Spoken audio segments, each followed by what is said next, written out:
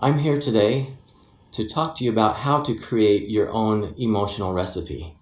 That is, how to feel what you want to feel when you want to feel it. So I remember when my children were small and my wife and I were involved in parenting classes and workshops at the schools and child development seminars, things like that.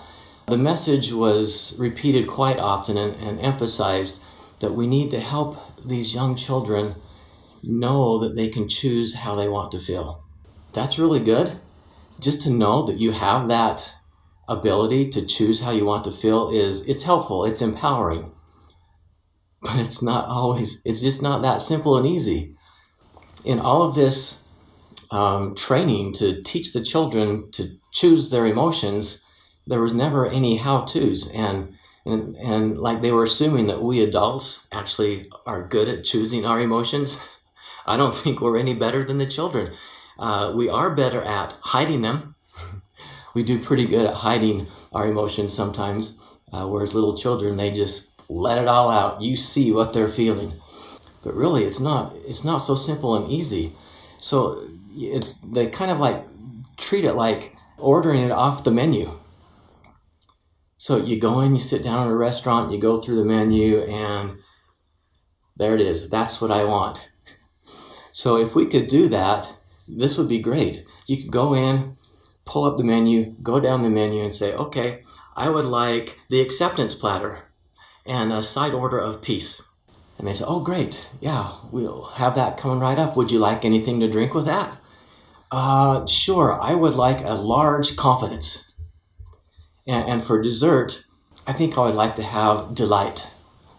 And you just go down the menu and you choose it, and they go back in the kitchen, they give the order to the cooks, and they get it all ready, and they bring it out, serve it to you. There it is right in front of you, and you just have to consume it and enjoy. The reality is, when we want to create our own recipe, we have to do all of the steps ourselves. So we do have to choose. We have to decide what it is that we want to feel. I have 5 steps. There's a 5-step process to creating your own emotional recipe. So the first step is to choose. You get to go on the menu and decide what you want. And the next step is you have to gather all of the ingredients. So gathering the ingredients is just deciding what are those things that help you feel, cause you to feel, or create that feeling in you of what you want. So there's activities, there's people, there's places, and you put together, you identify what all those things are. And so step 3 is putting it all together. That's like the cooks in the kitchen. So they take all the ingredients and they put it together in the right proportion so that it tastes right? So putting it all together is then taking all of the ingredients that you've identified will help you create what you want to feel, and you put it together in the right proportions.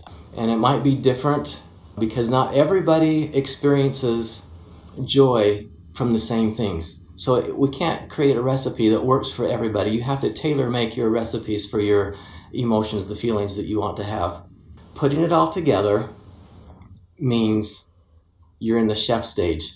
So you're going to take a little of this and a little of that and combine it. Times, places, activities, people at the right times and the right amounts to create the feeling that you want. And the 4th step is to serve. Serve yourself. That means go and do now your the ingredients that you've put together. You have to do that. You have to go to the people, involve the people, do the things, go to the places at the right times. Actually doing what you've outlined will help create that experience. And of course, the last step, consume. Just enjoy the experience of having the emotion that you want to have. So if you need help with any of these steps, just remember, that's what we're here for. My wife and I can help you with any of the steps. Choosing what you want, that's the easiest one. Identifying what the ingredients are, putting it all together, serving it to yourself, and then enjoying the emotion. Remember, this is valuable in life because most people just aren't aware enough that they can make those choices and really make this happen. And especially in our relationships, which seems to be a really big area that challenge our emotional stability. So try these 5 steps and maybe share what are your favorite emotional recipes.